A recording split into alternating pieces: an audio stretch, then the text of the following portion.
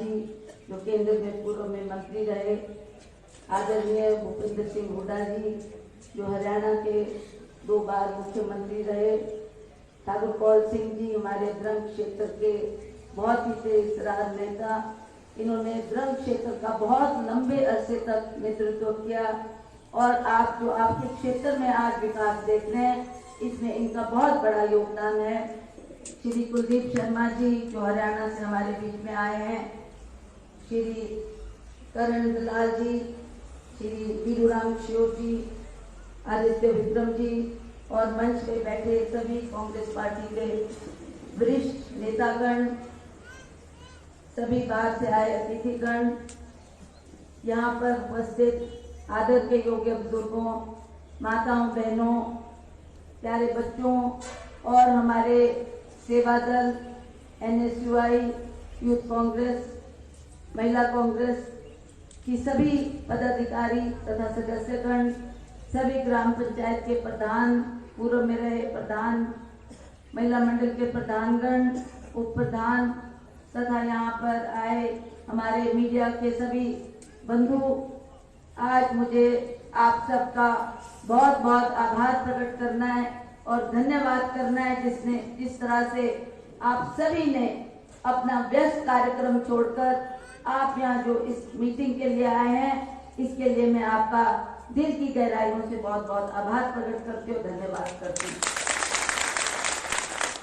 हमारे नेता चाहे वो आनंद शर्मा जी, हुड्डा जी और करण दलाल जी, आपका भी बहुत आभार प्रकट करती हूँ कि आपने यहाँ पर आकर हमारे कांग्रेस जनों का मनोबल बढ़ाया है और आपकी उपस्थिति से एक जान जो हमारे कांग्रेस जनों में पड़ी है उसके लिए भी मैं आपकी बहुत बहुत आभारी हूँ और आपका आभार व्यक्त करती हूँ। जैसा कि आप सब जानते हैं कि कभी भी कोई ऐसी जनसभा नहीं थी जिसमें राजा वीरभद्र सिंह जी ऐसे हमारे बीच में उपस्थित नहीं हुए। आज उनकी अनुपस्थिति को हम सब महसूस कर रहे हैं। हमको दिल में एक दर्द है उनके खोने का। हमारे दिल में एक ऐसी लगता है कि एक हमारा बाप तुल्य व्यक्ति, सभी के लिए जो वो एक बाप तुल्य व्यक्ति थे, आज उनको खोने का सभी को दुख है, सभी को मलाल है। आप जानते हैं कि अभी बहुत समय नहीं हुआ उनको हमारे बीच में से गए। बहुत कम समय था, जब वो अस्पताल में भी थे तब भी हमारे कांग्रेस के नेतागण, ठाकुर कौल सिंह जी थे, कुलदीप जी जो हमारी पार्टी के अध्यक्ष हैं, श्रीमती आशा कुमारी जी और सभी ने मेरे पास आकर ये आग्रह किया कि अब जो हमारे MP थे मंडी से राम स्वरूप जी, वो नहीं रहे तो उपचुनाव होने की घोषणा हुई है। हम चाहते हैं कि आप दोबारा इस चुनाव में उतरें। मैंने उनको बताया कि अभी राज साहब अस्पताल में है, मैं ऐसा सोच भी नहीं सकती कि मैं इनकी सेवा में जो लगी हूँ उससे मैं एक कदम भी बाहर रखूं। तो मेरे लिए सबसे जरूरी उनकी सेवा करना ज्यादा जरूरी है। आप कृपा करके किसी अन्य व्यक्ति को कहें कि वो इलेक्शन लड़े। बाद में बीच में राज साहब नहीं रहे, तब भी इन्होंने यही पुकार की, यही कहा कि आपको आना ही होगा, आपको जनता की सेवा करनी ही होगी, आपने अपना मन पक्का करना और हम चाहते हैं कि आप हमारी प्रत्याशी बनकर आए। मैं इनका आभार प्रकट करना चाहती हूँ कि इन्होंने एक नाम दिल्ली तक पहुंचाया। मैं आभार व्यक्त करना चाहती हूँ श्रीमती सोनिया गांधी जी का, श्री राहुल गांधी जी का, जिन्होंने मुझे दोबारा जनता की सेवा करने का मौका दिया। पहले भी आपके क्षेत्र से मैं सांसद रही, मुझे बड़ा गर्व है कि यहाँ की जो समस्याएं थी उसको संसद तक पहुंचाने का मैंने निष्ठा से, ईमानदारी से जो काम किया। और आप जानते हैं कि जब जब भी मैं आप लोगों के बीच में आई तो वहां पर मैंने सांसद निधि को बांटकर जो भी संभव मदद हो सके वो मदद करने की कोशिश की।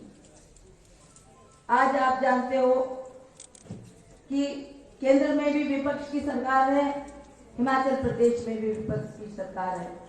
ऐसे हालात, ऐसी परिस्थिति में आप सब जानते हैं कि लोग आज कितने पीड़ित हैं, कितने दुखी हैं। एक तरफ इतनी महंगाई बढ़ गई, हर चीज पर, चाहे वो गैस का सिलेंडर हो जो हमारे समय में उसका भाव 450 रुपए हुआ करता था, तब भी हमको महंगा लगता था। वही गैस का सिलेंडर आज आपने खरीदना हो तो 1000 रुपए आपको जेब से निकालने पड़ते हैं। वही खाद्य पदार्थ जो रोजमर्रा की जिंदगी में अपना पेट भरने के लिए हमारे को राशन पानी खरीदना पड़ता है, उसकी कीमतें देखो आप कहां से कहां चली गई। कांग्रेस की सरकार में राजा वीरभद्र सिंह जी ने 100 करोड़ जमा करके उस वक्त सस्ते डिब्बों की दुकान खोली। सस्ते डिब्बों के द्वारा गरीब लोगों के लिए राशन मुहैया करवाया। तब वो सरसों के तेल की बोतल आपको 70 रुपए में मिलती थी। वही तेल की बोतल आज 250 रुपए की कीमत उसकी हो गई है। आप राशन देखें, चाहे वो आपकी दालें हैं, चाहे आपका आटा चावल है, चाहे आपका तेल है, चाहे नमक चीनी है, जो आपको 200-300 रुपए में आप एक महीने का राशन उस वक्त खरीद लेती थी।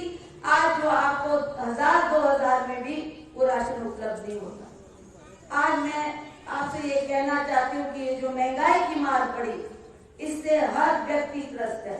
हर महिला जिसको रोज घर की रोटी बनानी पड़ती है, वो जानती है किस मुश्किलात से वो पूरा कर रही है।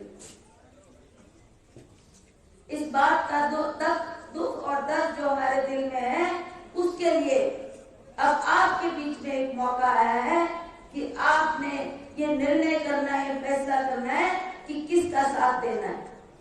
दो मुख्य पार्टियां आपके सामने हैं। जहां तक कांग्रेस पार्टी की बात है, यहाँ पर आनंद शर्मा जी बैठे हैं, इन्होंने हमारे से पहले यहाँ पर अपने विचार रखे। इन्होंने सारी जो कांग्रेस की उपलब्धियां हैं उसके ऊपर प्रकाश डाला।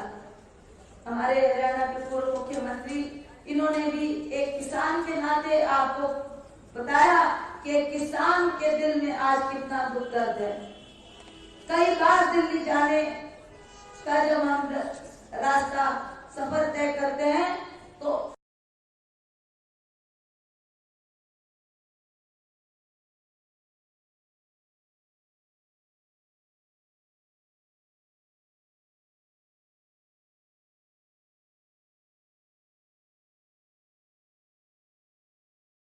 रास्ते में क्या दिखता है, बहुत से हमारे किसान लोग वहां बैठे, चाहे गर्मी हो, चाहे बारिश हो, चाहे तपती धूप हो, वहां पर उन्होंने धरना दिया है।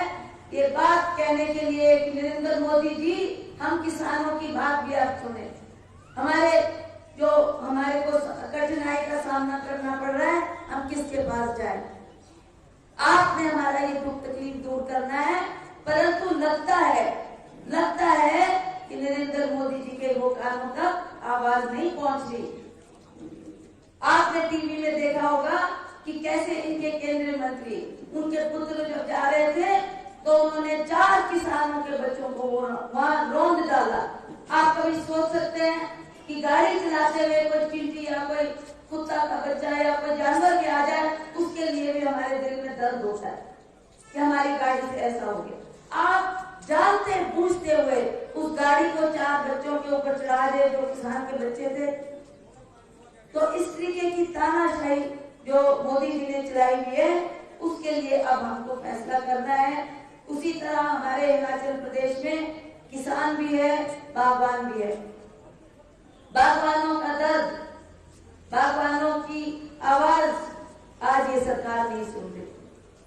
आपको जैसा यहाँ ठाकुर सिंह जी ने जिक्र किया कि जो ये मंडी बनी, उस वक्त कांग्रेस के शासन में माननीय राजा वीरभद्र सिंह जी ने बना के दी, क्योंकि वो जानते थे कि यहाँ बागवान रहते हैं, किसान रहते हैं, इनको भी एक मंडी की आवश्यकता है जहाँ वो अपना राशन या फल लेकर जाए जिसको वो बेचना चाहते हैं।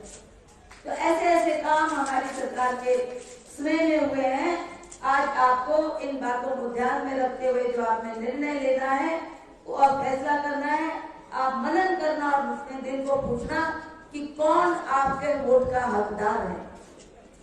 जहां तक कांग्रेस पार्टी की बात है, आप जानते हैं कि हर चुनाव में हमने एक ही बात लोगों के बीच में रखी, वो थी विकास की बात। कांग्रेस ने विकास किया, काम किया, उसी के आधार पर हमने आपसे वोट मांगे, चाहे वो विधानसभा के चुनाव थे, चाहे वो केंद्र के चुनाव थे। हमने यही कहा कि हमने जो काम किया है वो आपके समक्ष है, आपके सामने है। और जब दूसरी पार्टी की बात आती है तो वो तरह तरह के नारे हमको देते हैं। जनता जानती है कि यही भारतीय जनता पार्टी के लोग जिन्होंने धर्म के नाम पर वोट मांगा, रामचंद्र जी का नाम चलाया। ऐसा लगता था कि हम लोग तो राम के भगत ही नहीं है। हम भी घरों में रामचंद्र जी को पूजते हैं, पूजा करते हैं, पर हम राजनीति में रामचंद्र जी को नहीं उतारते। इसी तरह से उन्होंने हर इलेक्शन में क्षेत्रवाद की बात की, जातिवाद की बात की। जब आप कांगड़ा के इलाके में जाओ तो ऐसा लगता था कि कांगड़ा में भाजपा के लोग ये बोलते थे कि जितना भी विकास हुआ वो ऊपर के क्षेत्र में हुआ। यहाँ प्लेन इलाका है तो यहाँ आपको कोई ऐसा विकास नजर नहीं आता। ये उनकी घटिया सोच थी और वो लोगों को बांटना चाहते थे, ऊपर का पहाड़ नीचे का पहाड़। धर्म के नाम पे उन्होंने लोगों को बांटा, जाति के नाम पे उन्होंने लोगों को बांटा।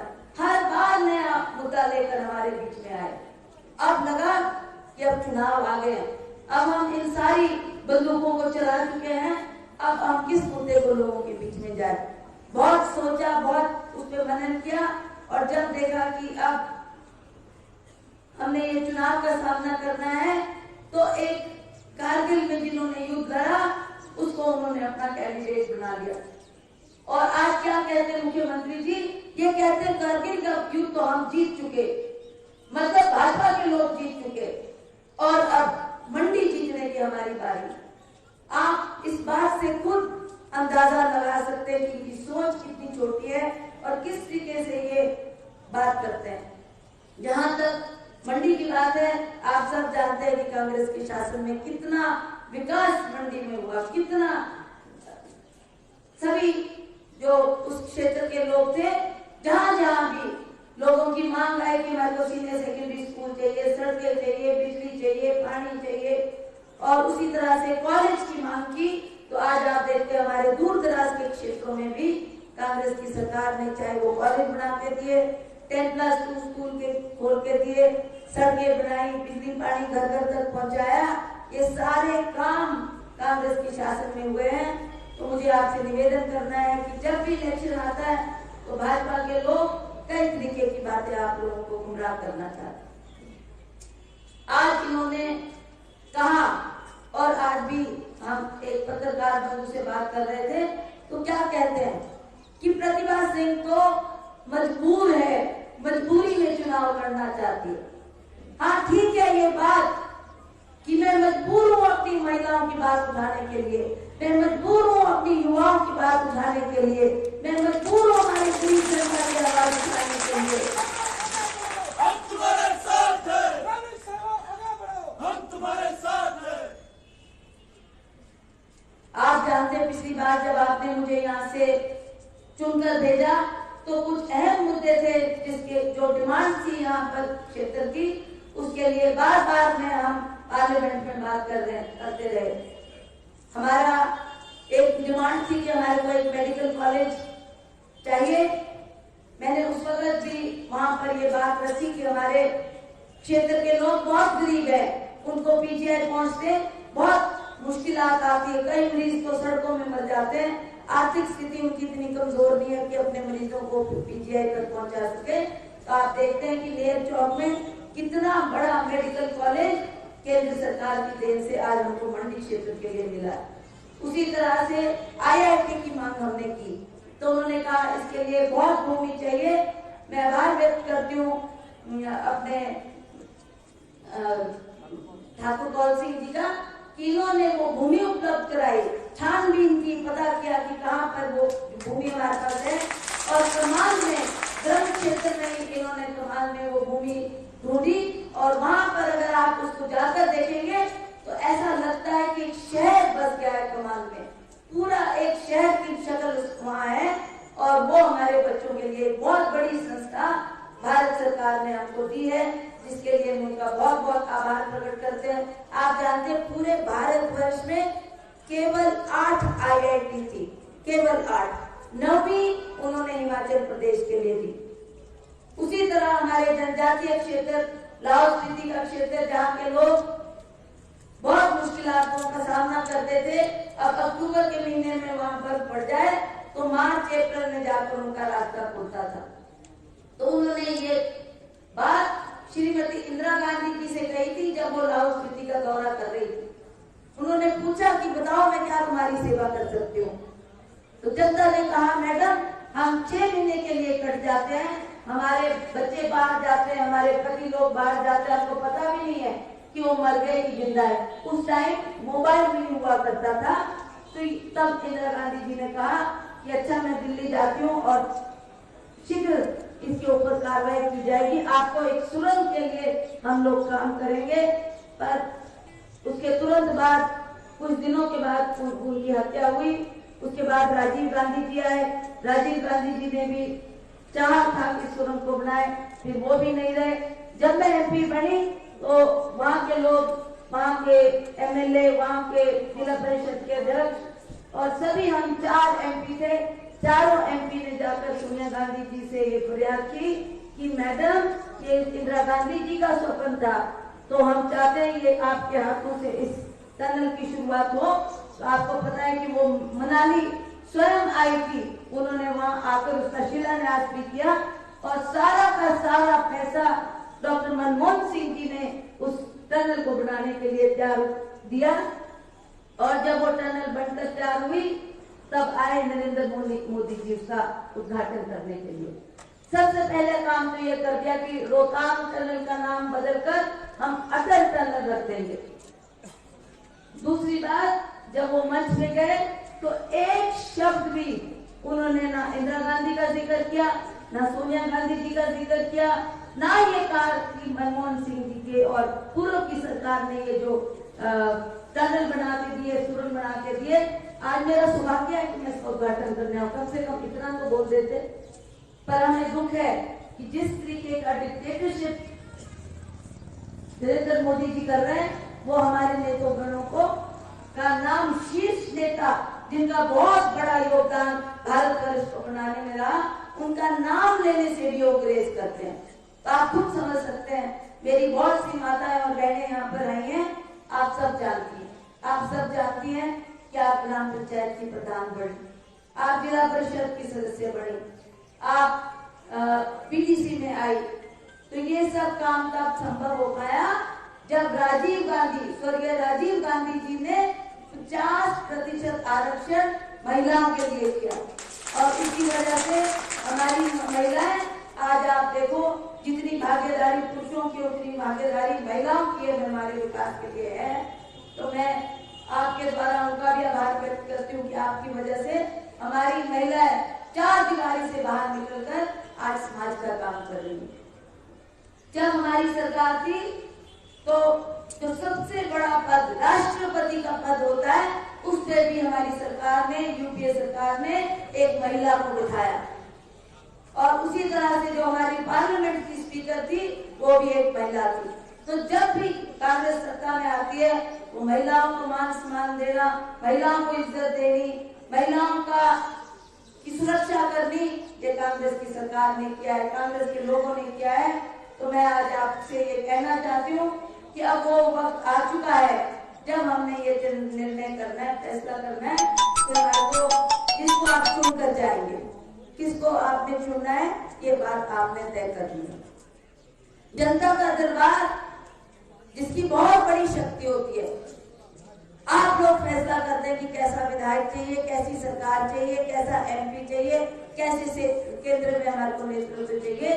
तो मैं समझती हूँ कि आपने बहुत लंबे अरसे तक हिमाचल प्रदेश में भी राजा वीरभद्र सिंह जी के काम करने का तरीका देखा, किस तरीके से उन्होंने हर क्षेत्र में विकास किया, हर क्षेत्र में उन्नति की, हर क्षेत्र में तरक्की की। उनके लिए कोई, चाहे कोई भी उनके पास आए, कोई भाजपा का हो, कोई कांग्रेस का हो, कोई अमीर हो, गरीब हो, सबकी उन्होंने दिल खोल के मदद की। कोई बीमार भी उनके पास चले जाता था, ये कहता था मेरा हार्ट का ऑपरेशन होना है, मेरे 4-5 लाख लगेंगे, तो राजा तुरंत उस धनराशि को देकर उनका इलाज करते थे। वो एक नहीं, सैकड़ों ऐसे लोग हैं जिनकी मदद उन्होंने की है। तो मैं आपसे ये निवेदन करना चाहती हूँ कि आज 30 तारीख का दिन होगा, आपने ये निर्णय करना है, फैसला करना है कि आपका नेतृत्व कैसा होना चाहिए।